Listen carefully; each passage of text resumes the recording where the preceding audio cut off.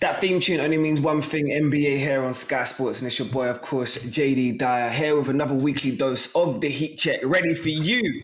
And look, this week's episode is going to be jam-packed because there's a lot of news to catch you up with. We've got Defensive Player of the Year candidates going at each other like nobody's business. And of course, we need to dive into the real conversation surrounding the MVP race. This one is due to be special, and I've got some special company for you here on the Heat Check today. Checking in from Sully, California, three-time NBA champion and Chi-Town legend, BJ Armstrong. And checking in from the less sunny, but just as glamorous West Midlands, the writer of Talking Buckets with Mooncey, the double M, none other than Mooncey. Yo, Kings, what's good? How you been? JD, what's happening? What's happening, Mo? I know we told you I was in the West Midlands, but I ain't there. We moved. We're in the UK. It's horrible. BJ, I'm very jealous. I'm trying to come over to California. They need to end this lockdown. They need to take these precautions, get me back out in the sunshine. Please, come on out. Both of you guys. I can't wait to see you guys in person. I can't wait to see you guys.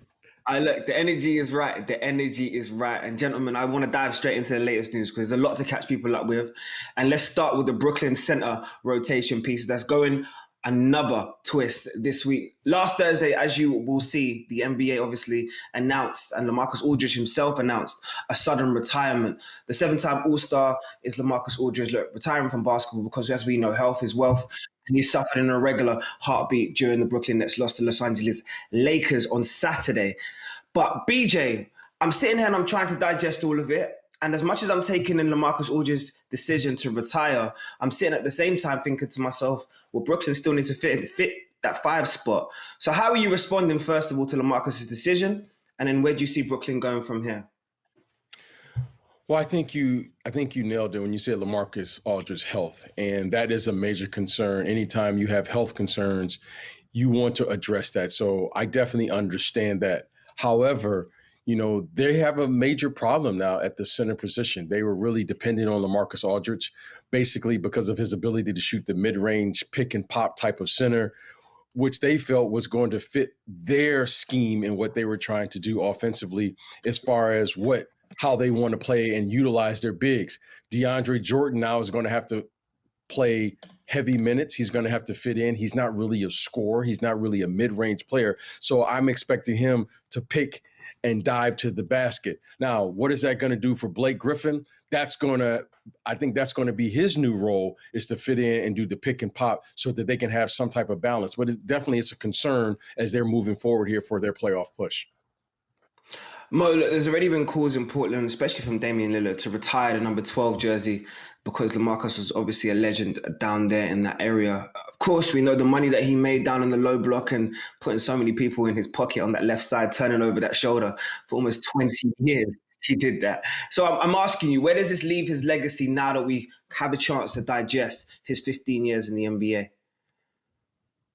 I think everyone needs to respect LaMarcus Aldridge and everything he achieved in the NBA. And also some things go, without saying of what he didn't achieve, because a lot of people, when they look at careers of players, they look at NBA titles and they look at awards and whatnot, but you have to put everything into context. I think LaMarcus Aldridge was one of the most unlucky players in terms of injuries that happened around him. If you look at those Portland teams with guys like Brandon Roy, they would have been serious contenders had they been able to stay healthy, guys like Greg Oden as well. And then he made that transition over to San Antonio where, Tim Duncan was coming to the end of his career, and of course Kawhi Leonard got injured in that playoff run, which was very unfortunate as the Spurs were looking dangerous that season. And then of course over in Brooklyn now, he's been unfortunately unable to continue the rest of the season. So I want everyone to just respect how great LaMarcus Aldridge was, and I feel like this is a great teaching moment that the rings are not everything when you look at the career of a player. You can be a great player in this league even if you do retire without a championship. I mean, averaging almost 20 points for his whole career, 8 rebounds, you're seeing it there, 7-time All-Star. I mean, the all NBA teams he's getting recognition for, as well as that 2007 All Rookie First Team.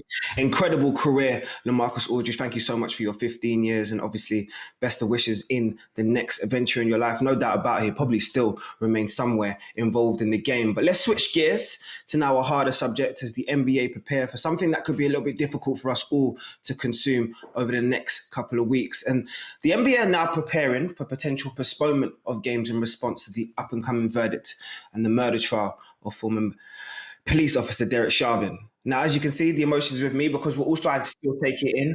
But Mo, I need to know how you're responding in terms of the concerns of the potential unrest that the NBA community could be under at this moment in time.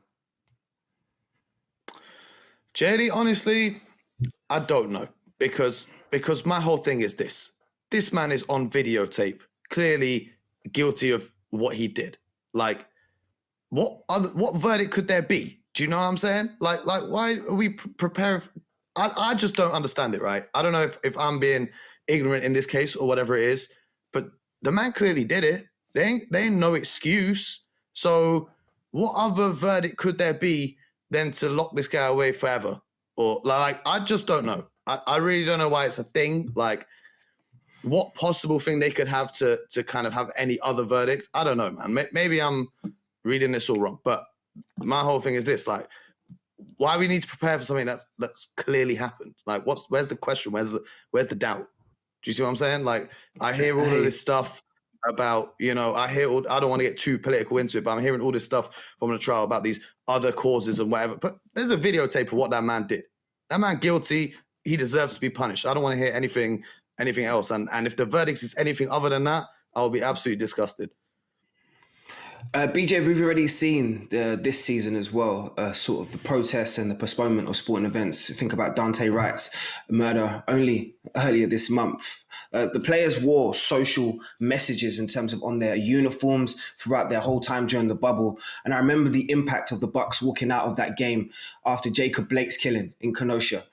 I just put all of that together and I just understand what is the next steps. What are the conversations at this moment in time that the league are having if the verdict doesn't go the way that a lot of people want it to go? Well, here in the States, guys, we definitely receive notice from the NBA of what could potentially happen here this week. And most importantly is to say, we don't know what to expect, but we want to put everyone on notice to say that we understand that there's supposed to be a verdict here this week. We want to be aware of it. And the thing that, was also mentioned in this is possibly expect postponement of games if possible. So we'll see what happened. We understand, we've all seen the video by now. We've continued to discuss it. We're continuing to move forward. And I applaud all of the people who are out here doing great work to bring awareness to the issues that are at hand, because this has been going on far too long. We're continuing to say more and more names. We're continuing to see these things. But more importantly is now that we are expecting at least from the NBA's perspective to say, we're expecting something could potentially happen. We don't know. We're not predicting what's going to happen, but to be aware of it. So we're definitely put on notice here, and let's hope that justice will be served. Look, I'll be honest with you, my faith in the justice system is not the highest through my own experiences and obviously watching the history of how Black people have been treated in the world. It doesn't breed me the most amount of confidence, but we do pray for the best outcome. What I would turn around and say, because this is an open conversation for anybody that's questioning as to why NBA players or the league would take a break during that period of time, understand the mental fortitude of the things that's happening, the conversations that's happening, and how this is unraveling in front of a lot of African Americans and Black people and anybody, in fairness, that's on the right side of justice in front of the world. So hopefully justice will prevail. And I do want to stay positive because there's a lot of conversations we still have to have on this show, a lot of positive ones. So let's dive into hot or not.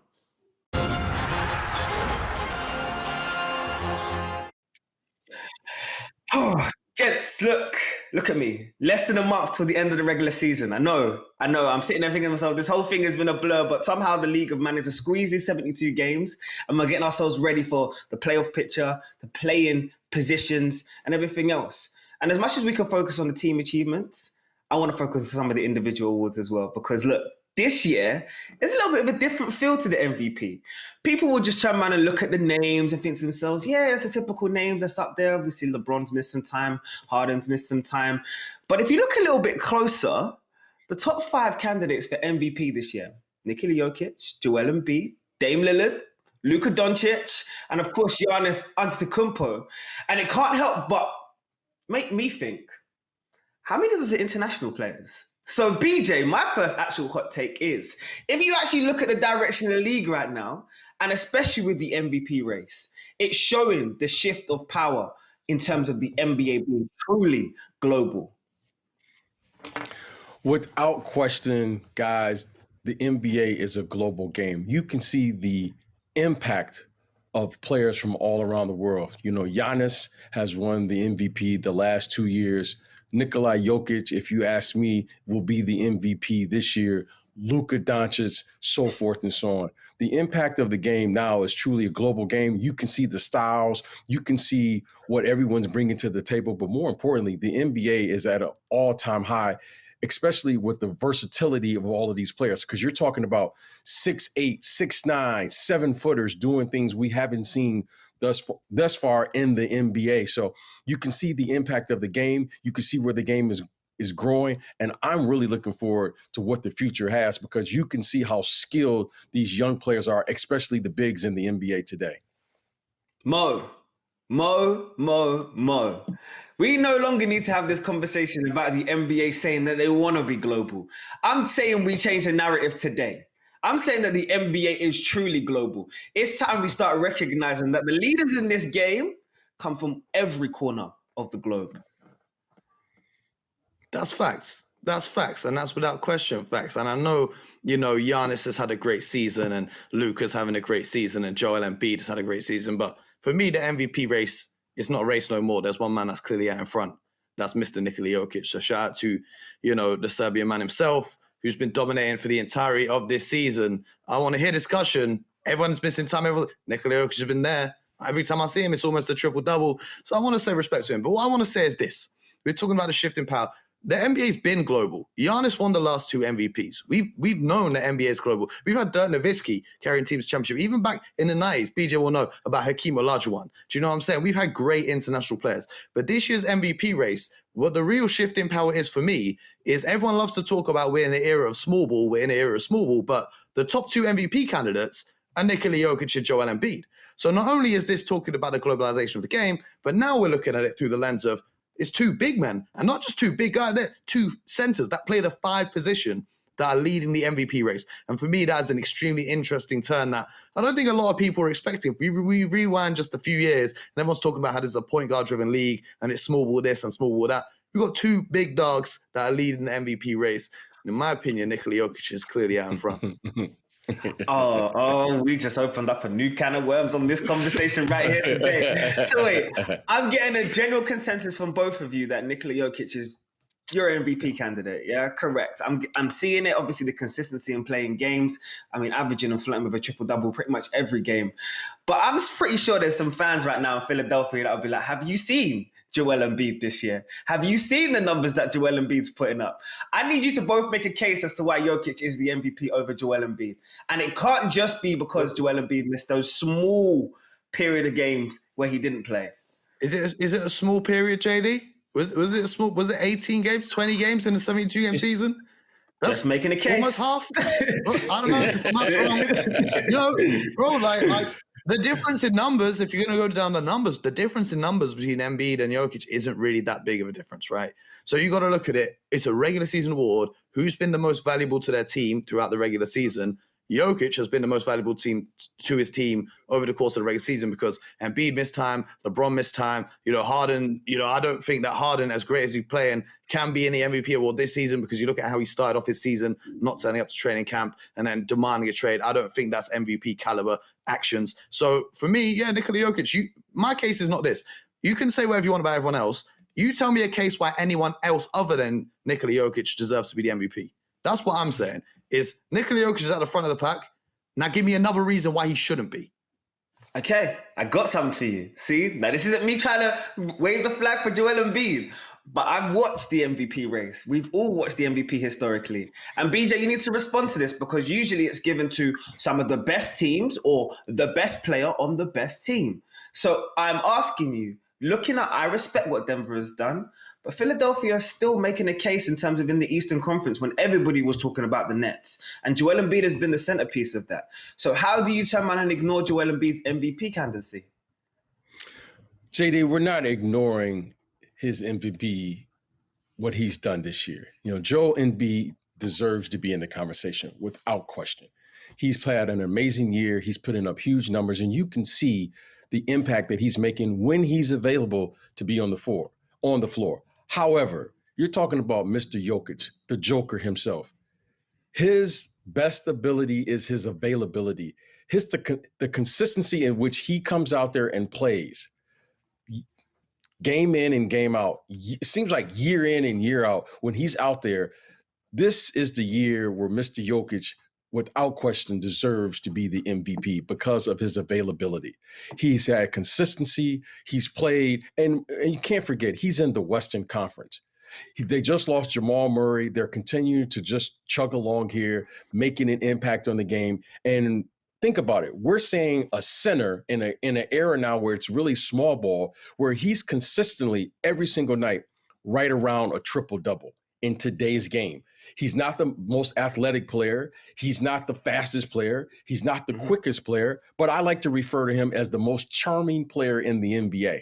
If you enjoy the NBA and you enjoy skill, somehow, some way, he gets it done. He's, like I said, he's not moving fast, but I don't know if he's moving slow. He's just very charming. He's like, he's easy on the eyes. I mean, he just kind of moves around, does something. Last night, I think I watched him. He had like 46 or 47 points last night or something. 47 last night. I mean, he is just a very unique player. And I don't want to take this for granted because this isn't something you see every single day. Okay. I'm just going to put one out there and I want to turn around and say, we're actually going to get a poll together because we need to get a poll. I need to hear what the fans think as well. I'm here with you. I'm understanding both of your arguments. I respect both of what you're saying because there's there's validity behind both of what you're saying and the integrity in the game. But I have another question for you. And this is going to be complete and utter recency bias. And I'm just talking for the people here. There's a young man right now in the Bay Area that is putting up some scary numbers. Yeah, he's doing things we haven't seen since Wilt. I'm just asking for the people. Yeah, if Steph can maintain what he's doing for the next month and put the Warriors definitively in the playoffs, does Steph deserve to be the MVP this year as well? I like that. Mo, I want to see your reaction. I want to see your Mo. You guys know. You guys know. I don't know if any of you guys at home, you guys watch HeatCheck, but if you didn't know, we also have the HeatCheck Overtime podcast. So you can go to like Spotify and Apple and hear a little bit of extra sauce from the HeatCheck family. And if you listened last week, we were talking about Mr. Stephen Curry after the show. And you guys know how much admiration I have for the chef and how great I think he is. And if they can go on a winning streak and get to that 6th, 5th spot in the Western Conference, then that is a serious conversation we need to have.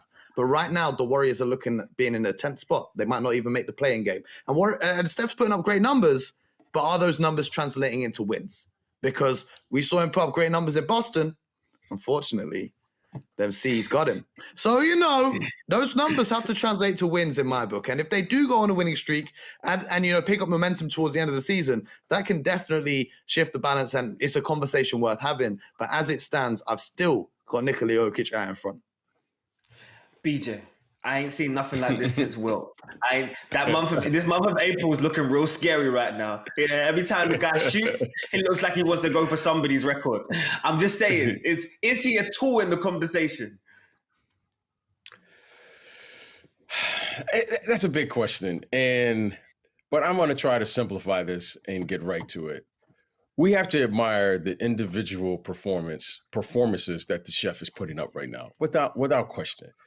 The way that he's scoring from beyond the three-point line. I mean, he's doing 10 plus threes a night, seemingly he's making it look normal. He's making it look easy.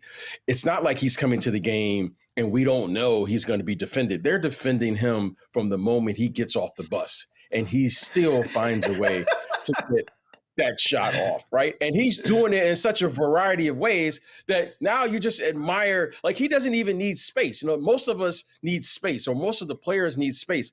He just seems like he's chucking these things up and they're just going in. So, you know, I think I read a stat that was really amazing. I think there's only been, 3 or 4 players who've had 5 or more, over 10 threes in a game.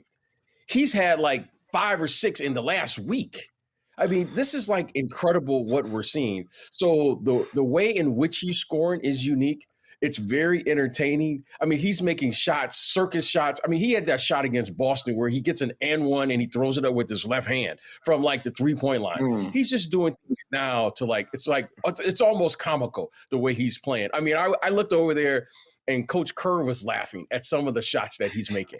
So, I don't know what to say. I don't know if it's an MVP, but certainly, if you are a fan of shooting, watch him, because we may never see this again. I mean, it's incredible how he's shooting, the ways in which he's shooting, and most importantly, he is being defended extremely well, and he's still making these shots. So I give him credit, and there's nothing I can say that hasn't been said. The chef is cooking right now, and right now, it's hot in the kitchen. It's hot in that kitchen right now. What I do want to say, though, BJ, if you're a fan of shooting, definitely watch Stephen Curry.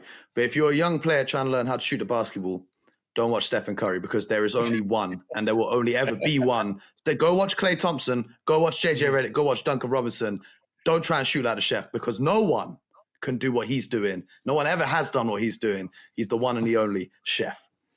He defies all logic. And I personally think that him and Kyrie on a WhatsApp group together somewhere saying, I'm going to entertain tonight, and then you're going to entertain tomorrow night, and then I'm going to entertain tonight. I don't know what's going on between we these already two. had this conversation in the series. Steph's on another level. We've already had this conversation. Anyway, moving on. Talking about competitions, I actually want to stick with that theme and keep the theme of the end of season awards, because we got 2 leading candidates for the Defensive Player of the Year. And they went head-to-head last week. And let's just say, one made a statement, and then the other decided that he wasn't sure what was going on. And all I'm going to say to you is I'm just going to drop the stats. That's all we can do. The 2 players we're definitely talking about is Ben Simmons and Rudy Gobert. And Ben Simmons dropped 42 in that conversation over the Utah Jazz. But most importantly, he didn't just say it on the court. He decided to say it off of the court and take away all credibility from Rudy's Defensive Player of the Year candidacy this year. Now, I'm all for this energy. Listen to me. I'm all for it. If you drop 42 on somebody that's you're up against for an award, I'm going to tell you about it afterwards. I'm all for it. And I see Mo. Yes, son. I've been waiting for this. Disclaimer. Before we get into this, and Mo, before I unleash you, our producer Ellis on this show has turned around and wants me to remind everybody, only 9 of those points were actually dropped on Rudy Gobert. I had to bring that out there for balance. Yeah, I had to bring that out there for balance. And for my boy Ellis. Okay. But Mo Mooncey, tell me Ben Simmons did not make a statement to Rudy Gobert this week. My brother Ben Simmons, keep talking your talk. This is all real talk. I'm hearing real talk right now. You got to look at it like this, okay? First of all, I feel like I need to address producer Ellis, the resident Utah Jazz fan here at the HeatCheck family. Now, I don't like looking at defensive numbers. You guys know me. I love my stats. Defense is one area that's very difficult to quantify with numbers, right? And you say he was only guarded by Rudy for 9 of those 42 points, okay? But the whole premise of Rudy Gobert being a rim protector is that he's supposed to be the best help defender in the league. That means when the guards get beaten on the perimeter, he slides across and he protects someone scoring at the rim. Now, Ben Simmons is the one player in the league who we know is not going to shoot from the outside. So his points are going to come from inside of the paint. So if you are the best defender in the league, if you are the best rim protector in the league, if you're the best help defender in the league, why aren't you sliding across and helping, my brother? Why is there still 42 points being dropped against your team by a guy who does not drop 42 points anywhere else in the league? Now, here's my thing with Rudy Gobert. I'm not saying Rudy Gobert is not a great defender. He's amazing. I'm not saying he's not a great shot blocker. He's amazing. I'm not saying he's not a great rim protector. He's amazing. But what I will say is this. How on earth do you call yourself the Defensive Player of the Year if you can't guard the best players at your position? I've said this before. I'll say it again. Joel Embiid goes up against Rudy Gobert. He didn't play in that game, but the game he did play, he dropped a 40-piece on him, and he grabbed 19 boards.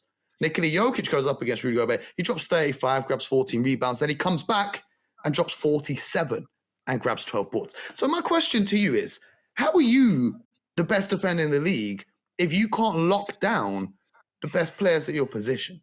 That's my question to you. Explain it to me, guys. I don't know. BJ, maybe you can explain it to me, but I can't see it. I can't see it. He lacks the versatility. He can only protect the rim, whereas Ben Simmons has the size and the height to protect the basket, whilst also having the quickness, the speed, and the instincts to guard players on the perimeter as well. And that in turn leads to a lot of transition bucks for the Sixers, and the Sixers defense has been great all season long. So for me, I just don't see it. Like, I get what Rudy Gobert brings. I understand. And if you want to go into those numbers and you want to look at all these analytics and whatever it is, cool. But when I watch the game of basketball, if I'm picking someone to be on my team, Rudy Gobert, Ben Simmons can guard 1 through 5. Rudy Gobert can guard 5, unless it is one of the best centers in the league, in which case he can guard nothing.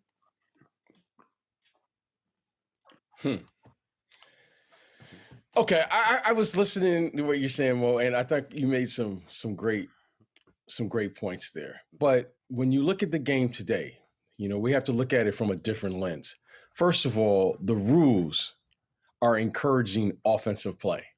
There's no more physicality to the game. There's no more impeding progress. There's no more hand checking. So the offensive players, in particular in today's game, have a huge advantage, especially bigs who can put the ball on the floor, which we're talking about Jokic and Joel Embiid. So in today's game, I don't care even if you were a great defensive player or you are a great defensive player, because you can't touch anyone. It's very difficult to guard anyone in this league. That's why you're seeing the scoring that you're seeing, because how are you going to guard Kyrie and I can't touch him? How are you going to guard Steph Curry and I can't touch him? How are you going to guard LeBron James and all of these players? I don't care who you are. If you can put the ball on the floor and utilize the dribble, you're virtually unstoppable in today's game. James Harden and these players, you just can't stop them in today's game. So Rudy Gobert, giving the rules today, is an exceptional defensive player. Why? Because of his ability to rim protect. That's why he should be there, because who can stop who in today's game? Like, give me a lockdown defender. Like, Ben Simmons isn't going to stop any player at his position that can put the ball on the floor. He's not. It's impossible. You can't do that today. So I'm going to defend Rudy from that regard. And you say, okay, help side. Well, now the help side in today's game as compared to, like, let's say 15, 20 years ago, there's really no weak side help, because you can't, the way the rules are set, the weak side defender is always going to be late. So you take a player like Ben Simmons, who's 6'10", who can finish at the basket, one dribble, two dribbles, Giannis. How are you going to have weak side defense on Giannis, Ben Simmons? These guys are one dribble from half court, literally, and can dunk the basketball. So I'm going to say this. Rudy Gobert, for what he brings in today's game under the rules, he's incredible, because he will at least contest the shot. He will at least rim protect, but more importantly, you have to game plan around Rudy Gobert. You have to game plan. Where are you going to put him on the floor? Doc Rivers understands the following. If you're going to play against a big, you can put him in positions where there is no weak side. You without question. Now we're talking about stretch fours. How about this, guys? Now we're beginning to see stretch fives. Okay, Brook Lopez and these guys are beginning to be stretch fives, which is going to cause a problem for Rudy Gobert or anybody at that position. So we can make a case. I understand what you're saying, but we have to look at the game today, the way it's played. The way the game is played, these coaches now are very, very sophisticated in how they game plan, and you can really take Jokic out of the game. You could take him, Rudy Gobert, out of the game just by placing him in different positions, especially on the weak side. Exactly. Because Rudy Gobert is one-dimensional as a defender. You can scheme him out. Ben Simmons is so versatile, he can defend any position on the court. That's my point is, I think Ben Simmons is the best defender in the league because of the versatility that he's bringing. You put Rudy Gobert in a screen role, when they switch, what's he doing? Guarding the guard? Whereas Ben Simmons, he can switch on to anyone in the league. I'm not saying Rudy Gobert is not a great defender. I don't want anyone to get the wrong message. You know, obviously it's a bit of fun when I make these jokes about him and whatnot. I'm not trying to disrespect him and say he's not a great defender. I'm just saying that this season, I think Ben Simmons has been a better defender. And if I had to pick someone to be on my team, I'd much rather pick Ben Simmons because of the versatility he brings on the defensive side of the ball rather than the one-dimensional Rudy Gobert. Oh, BJ, you just gonna tap out there? I'm gonna let. But no, it's not a fact because you said he can switch. Okay, he switches on Kyrie. He switches on Steph. He switches on Dame Lillard. He switches on LeBron James. He switches on Kawhi Leonard. Okay, he switches. Okay, all right, he switches. In today's game, that doesn't mean anything to me.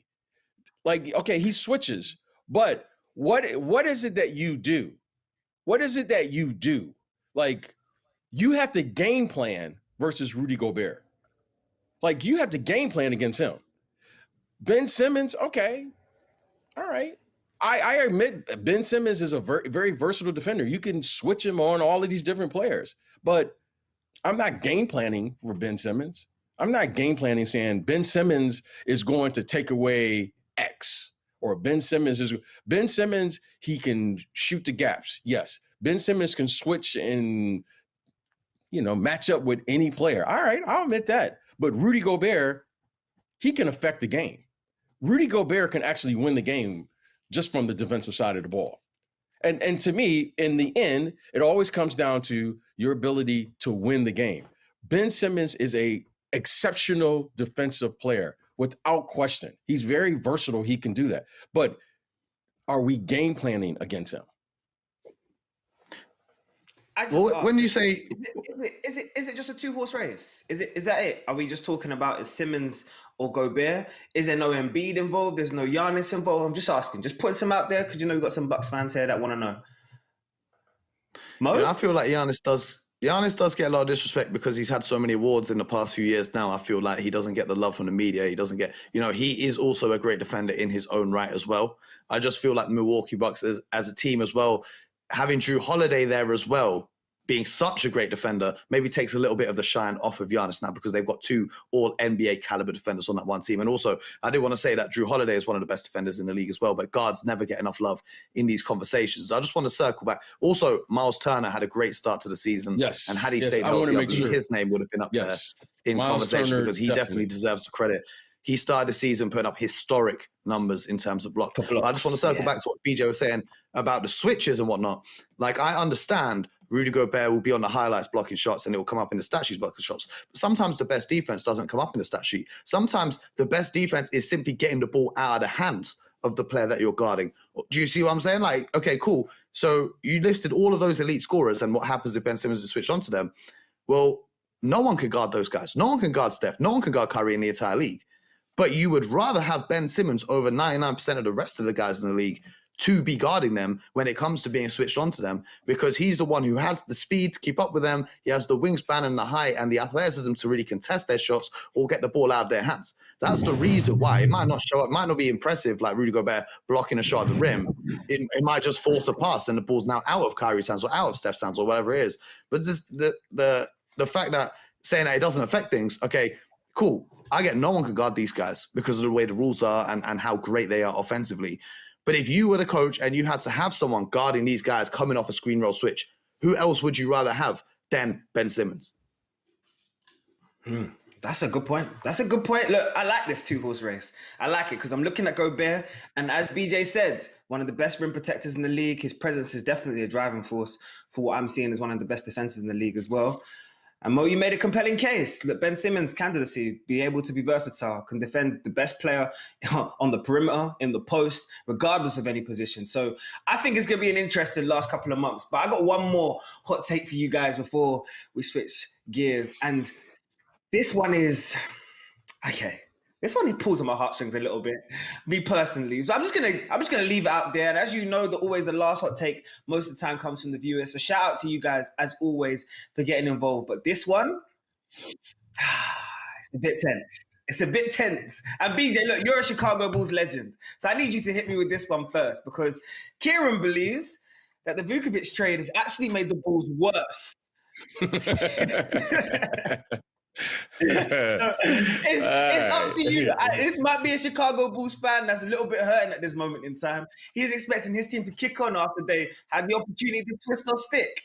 I mean, they twisted. They have the 2 All-Stars now. So why haven't Chicago kicked on? And do you agree with Kieran, more importantly, that Vucevic has somehow made the Bulls worse? Well, again, these are the narratives that we're constantly fighting. And the narratives now in today's game is centered around stats and the analytics of the game. So when you look at Vucevic, you look at his numbers. He's averaging 20 points. He's averaging 10 rebounds. And as you can see, that doesn't always translate to winning. So now let's talk about what we're really discussing here. So what, our viewer, our listeners are saying is basically they're looking for hero ball. They're looking for a hero, a guy who's going to come in, shoulder the responsibility and take us to the promised land. Well, the NBA doesn't work that way because there's only 2 or 3 of those guys in any generation. You put LeBron James on any team, it's going to change that team. You put, Anthony Davis on that team, he's a driving force, Giannis, so forth and so on. Now, if you're talking about winning, there's basically 3 things that every team has to do to consistently win in this league, any league, right? Whether it's college, pro, high school, whatever. You have to defend, you have to rebound, and you have to share the basketball. All right. Vucevic is not a rim protector. He's not a defensive player. So it's always going to be a gap from that standpoint with him. Now, he does rebound, but he doesn't rebound out of his area. He will rebound his area, but he's not a guy that's just getting rebounds like Giannis and these guys grabbing incredible rebounds that can change the course or the way of the game. All right. And as far as passing, he does receive some double teams, but it's not consistent. He's not getting an advantage for his team night in and night out. So that's why it's not translating to winning. I think this move was made with a long-term approach because their most compelling position is the point guard position. Yes, Kobe White is there, and he's a really good player, but he's not what we call a frontline player. He's probably a player that will probably be in your rotation. We will look at him as a 6th or 7th starter, but he's not the starter that you need that's going to initiate the game, break down the defense, and create opportunities, especially the way the game is played today, because you got to have a screen roll. You got to have that guy who can play downhill and break down the defense and create offense, not only for himself, but for the rest of the team. So I think with Vucevic, I think him and Zach LaVine are 2 pieces, but they're going to have to address the biggest piece, which is the point guard position, because they need that player who can utilize their skill set in screen roll, who can play downhill. And then I think then and only then can we look at this trade and say, what was the impact of this trade? But right now, I don't think they have the pieces in place to do that. Mo, BJ says that the Bulls fans are looking for a hero. I mean, to quote Mariah Carey, they're looking for someone that was going to come along and give them the strength to carry on. And clearly they don't think that Vucevic is that guy after 14 games. So Mo, I need you to tell me, has this been a good trade or a bad trade? But first of all, why on earth are we quoting Mariah Carey on this show? Like, I love Mariah Carey, but I never expected to hear that reference on this show. Brother. You know what I'm saying? The Queen of Christmas. It's summertime. It's coming, JD. We talk about Mariah at Christmas time. I ain't trying to hear that right now. Listen, I'm worried. I'm worried, though. I'm very worried, JD. Should I tell you why I'm worried? I'm worried about this show. Do you know why I'm worried about this show? Because every week you're bringing these takes to me, and I have so much love for the HeatCheck family that tune in. But every week I'm having to put them on blast because these takes, some of these takes are so bad. I'm sorry, guys. Let's think about this. You've traded Wendell Carter Jr. for an all-star, and you think that's made your team worse. Let's just think about that sentence for a second. Would this team be better if you swapped Nikola Vucevic for Wendell Carter Jr.? Where's this come from? Because you've lost a few games. Well, let's put it into context. First of all, Zach LaVine's been missing time with the health and safety protocols. Second of all, Vucevic got traded to this team throughout their hardest stretch in the schedule this entire season. Third of all, in-season trades are the most difficult to make work because there's no time for the team to gel. There's no time for a training camp. They've got to come in and overnight learn all the sets of the team that they're going to be running. And also, when you bring in an all-star player of Vucevic's caliber who plays at our 5 position, now your whole offense has changed. Because before, you couldn't do things offensively that Vucevic can do with Wendell Carter Jr. You're not giving Wendell Carter Jr. post-ups and saying, go get us a bucket, the same way that you're giving Vucevic the ball there. You're not running the same actions with, Wendell Carter Jr. But this is all not disrespecting Wendell Carter Jr. I'm just saying there's levels to this game. Nikola Vucevic is an all-star in this league for a reason. Now, if you think acquiring an all-star player to your team has somehow made you worse because the last 9 games have been too difficult, man, I don't know what to say. Man. Come on, let's stop reading box scores. Let's just stop reading box scores and look at everything to do with it. Let's look at the context around the game. Come on, man. I don't know how this is a take. Acquiring an all-star has made our team worse. Where has that come from? This is terrible. This is awful. This is awful. Jaydee, you got to start filtering these. Wait, no, I'm just here to defend Kieran. There's no defense I'm for this. giving a voice to the voiceless right now. Yes, a BJ. They're And we not were voiceless. excited because when we saw the trade, we were thinking to ourselves, look, the pick and pop action right now between Vooch and Zach LaVine is going to be incredible. But in some cases, stats don't lie. 5 and 9 is not really the sort of run that the Bulls were already expecting after making this huge acquisition at the trade deadline. So where do they go from here? How does Billy Donovan activate his team in the last month of the season?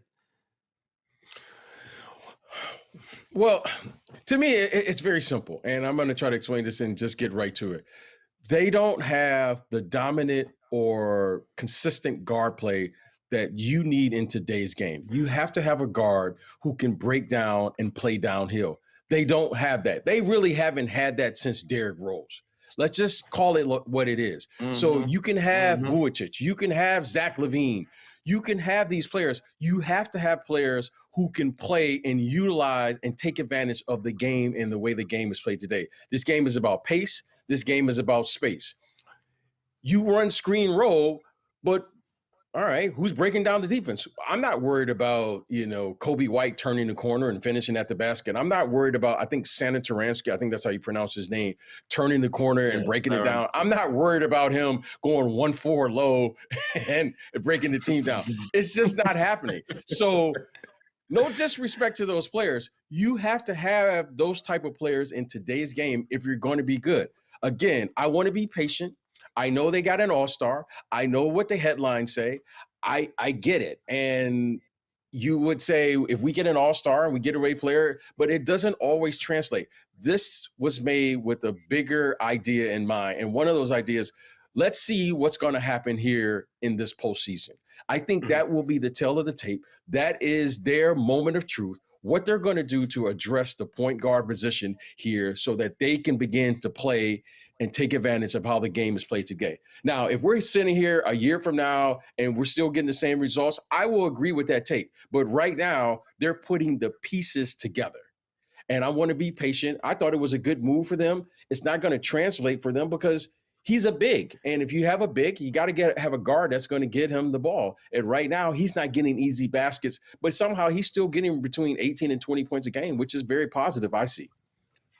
Look, the future is definitely bright in Chicago. The future is definitely bright in Chicago because I know there's a lot of things that we want to discuss, and I know there's a lot of pieces that we still need to unfold and all the rest of it. But shout out to Kieran, first of all, because I appreciate you, bro. I appreciate you for tweeting in. Yeah. Make sure you come back next week with the same energy because Mo will be here next week to give you that same energy back. Yeah. I'm going to let Mo handle it. I'm going to let Mo handle that because Mo got a lot to say. I can tell her right now. He's steaming right now. I don't know if everybody can see that, but he's steaming. Man, put respect on Gucci Mane, man. Come on. We are definitely going to dive into the Chicago Bulls conversation again because, as you said, they got a bright future. And talking to teams with a bright future, that's exactly who we need to discuss now in Off the Court.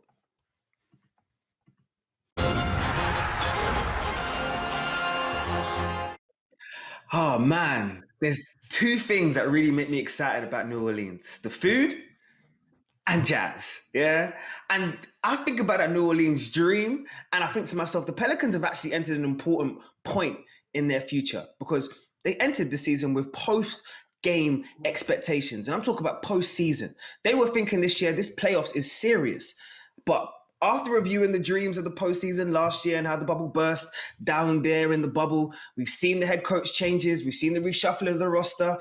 They now have two young cornerstones and two people that they turn around and think, on paper, I would turn around and say sound elite. Zion Williamson, Brandon Ingram. But we know in basketball, it's a little bit deeper than that. It's about fit. It's about dynamic. It's about a head coach that necessarily doesn't compare you to high schoolers. But what I will turn around and say is, regardless of this great journey and the great city of New Orleans, appreciate where they've come from. This 1-2 punch that we're looking at right now, we probably haven't had a chance to appreciate since probably Chris Paul and David West. Now, recognize how far back that was. And like I said at the beginning of this, I know New Orleans people get excited because you think about the music, you think about the food. Yeah, I say it again, you think about the food. But there is something very special about the energy down in New Orleans, because I'm with it right now. And I'm saying we plant a flag in the season right now and say we go full steam ahead for this 2-punch team of Zion Williamson and Brandon Ingram. It's probably fair to say that most of us would be excited about the prospect of Zion Williamson playing playoff basketball, and maybe we were all kind of expecting it too. Unfortunately, what we got from his New Orleans Pelicans team in the first half of the season suggests that it was all wishful thinking.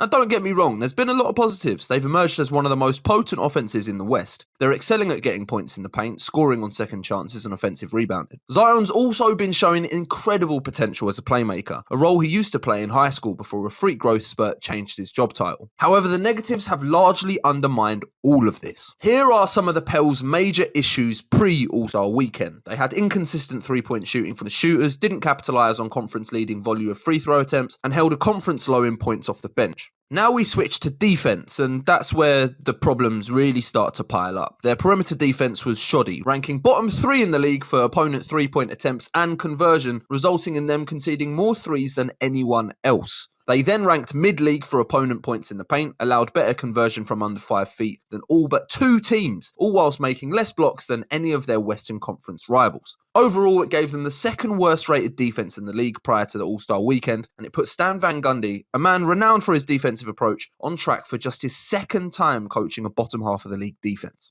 There was then the phenomenon of how their level fluctuated depending on the strength of their opponent. Against teams above 500 before the All-Star break, they were 9-10, which isn't too bad. Against teams below 500, however, they were 6-11 and won just one of their 5 against teams who held worse records than they did. It all screams of complacency, a big reason why at the season's midpoint, the Pels have found themselves languishing in 11th. So with that said, they needed to race out the blocks post-All-Star, and they started out by getting blown out by 30 points to the Minnesota Timberwolves. If that's not a wake-up call, what is? Assuming that game was a bit of an anomaly, let's take a look at the 14 games that followed to get a sense of whether or not the Pelicans are improving their issues to make a push for the postseason. The sample gives us 7 wins and 7 losses, a good variation in opponent level, speaking of which they went 3-1 against teams below 500 here, so that's something.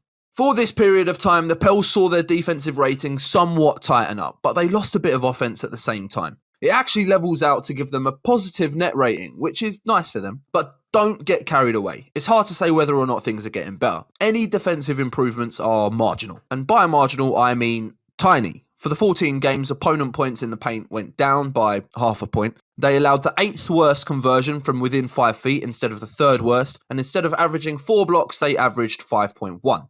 Opponent 3-point conversion was actually looking much improved, but then they played the Brooklyn Nets. And the high volume of free throw attempts still didn't drop as consistently as they should, and the bench scoring only improved by 0.8.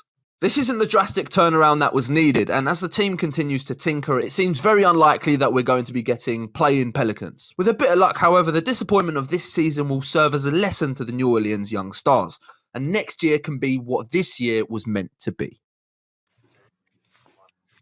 See, I like this. And Mo, I want to bring you in because I'm liking this 1-2 punch. I'm thinking to myself, look, Brandon Ingram's there. I'm seeing what he's done in terms of the most improved player, signed a max deal.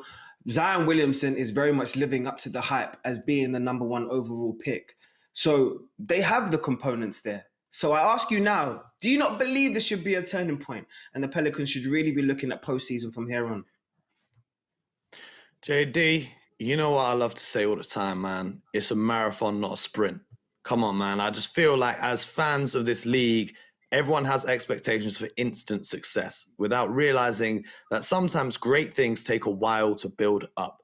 Zion Williamson, there is no question with regards to his talent. Brandon Ingram, there's no question with regards to his talent. And other players that they've got on that team as well are extremely talented.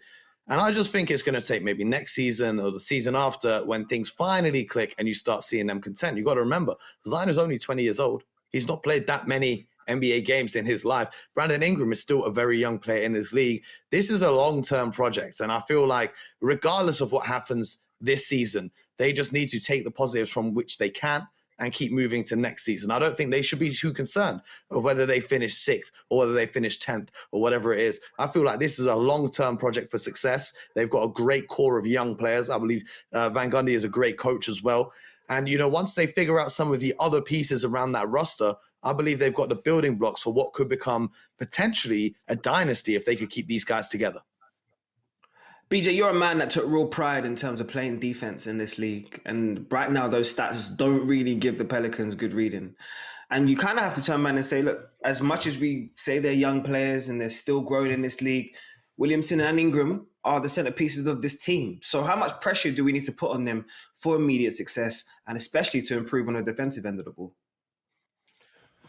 With the individual accolades that both of these young men have received and achieved, are going to come the expectations, right? They're both NBA All-Stars now.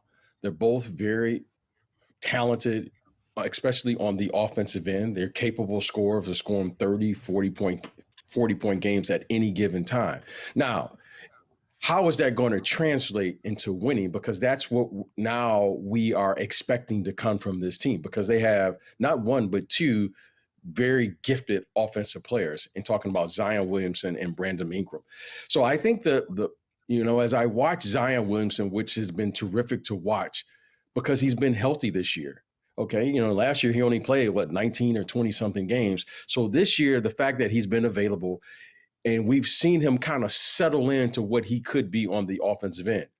Coach Van Gundy has put the ball in his hand. So he's basically a power forward point guard of some sort who really has caused havoc for the team, which is a very unique thing when you have to defend a player with his ability because of his size and his strength and his ability to finish at the basket. But if they're going to start winning, they're going to have to figure out the main objective here of who they can be. What is the best defensive position for Zion? What is the best defensive position for Brandon Ingram? Zion reminds me, if you're going to build a team around him, kind of like a Dirk Nowitzki, because Dirk Nowitzki, I remember watching him when he first came in the league. Don Nelson had him playing the point guard position in summer league. And I thought that was one of the most unique things ever, to just put a ball in a 7-footer's hand and say, you go figure it out. And then when you're talking about winning, you can see as his game evolved, they said, if we're going to win with this type of player who is a pick and pop, he can do a little bit of this, a little bit of that. We're going to have to put shot blockers next to him. We're going to have to put Sean Marion beside him so that we can always utilize what he does best, which is to be an offensive threat. So I think Zion is either going to have to learn how to defend the threes and commit to that, or defend the fours and become a better rebounder. Once he can figure out what he can do consistently night in and night out on that end, I think the team will begin to take off. Right now, it's great to see him healthy. It's great to get the highlights. Mo and I and all of us here get to go ooh and ah, the things that we're seeing a man his size do. But if you're talking about winning now, he's going to have to settle in on that end. Once that happens, I think the organization and the team will begin to get the results that they're looking for, which is wins in this league. There's going to be some important conversations to be had in that Pelicans front office over the next couple of years because, look, you've got the talent now, you've got the coach, you've got the pedigree, you've got the market. Because I'm going to remind everybody, the food, it's incredible down there, I promise you. No joke. No joke. Absolutely no joke. But look, let's dive into Primetime Preview because as much as Zion is an all-star and a showstopper, some of the action that we have coming up this weekend is exactly that.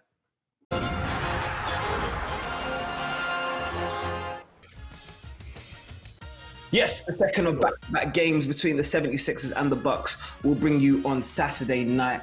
That is the first fixture we have in the primetime preview, 8:30 and 8 on Sky Sports Mix and Sky Sports Arena. Philadelphia versus Milwaukee. That is going to be incredible. Two elite big men in this league, in the Eastern Conference, battling it out. I need not say no more. Before we get ourselves ready for Sunday, we're back in the studio again as Brooklyn entertain us one more time, and they'll be hosting the Phoenix Suns. That coverage starts from 8:30 on Sky Sports Arena and Sky Sports YouTube. Hopefully that guy right there who went out last week Sunday will hopefully be back for us to entertain us once again. That man, Kevin Durant. Incredible performance. So guys, I'm looking forward to this weekend because two great games, great timings, most importantly, 8:30 for both of them. Great showing out. BJ, I want to come to you first with this big Eastern Conference matchup that you're going to see between the Bucks and the 76ers.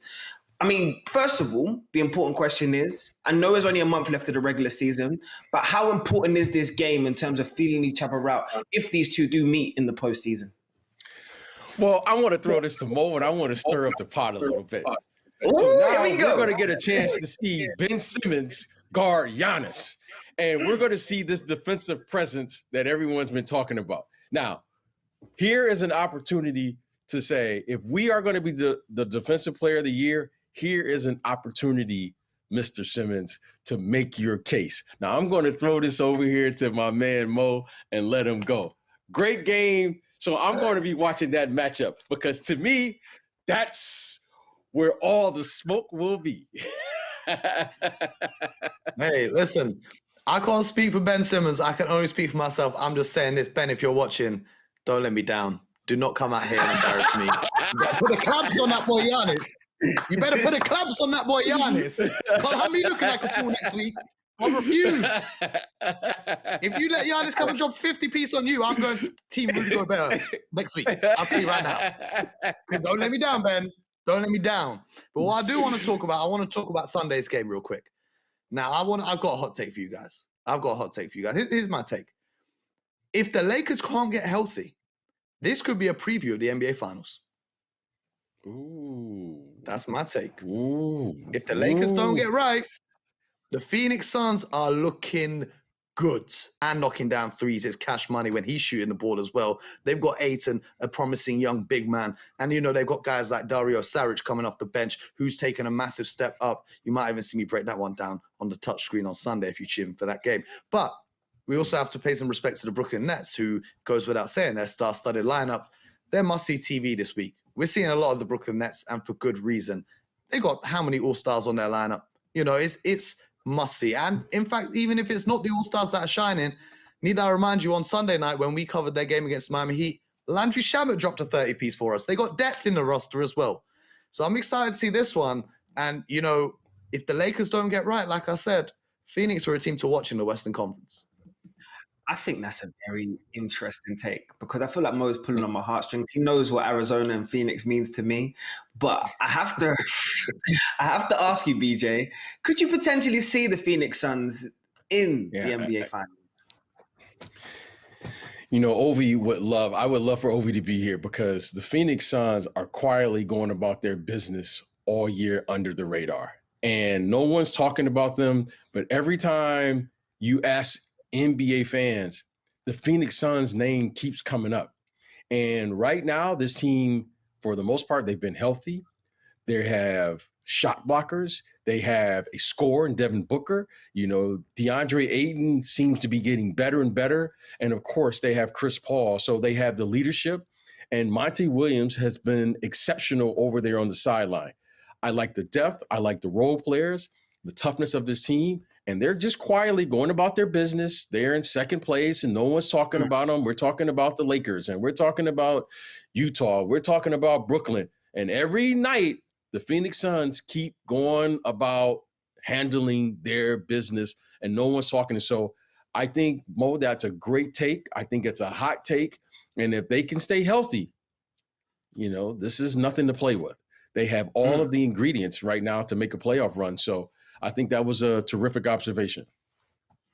You know what? Second best record in the NBA as it stands right now. Do you know what I mean? As you say, Monty Williams, 40 wins already on the season. That is incredible. Yeah. So shout out to the job that he's doing right down there in Phoenix. And also, Mo, shout out to the job that you're doing on your Snapchat show in the paint. You know, we have to plug you before we go because it's been incredible to watch. I've loved the different aspects that's been there. And this picture by far makes me laugh every week.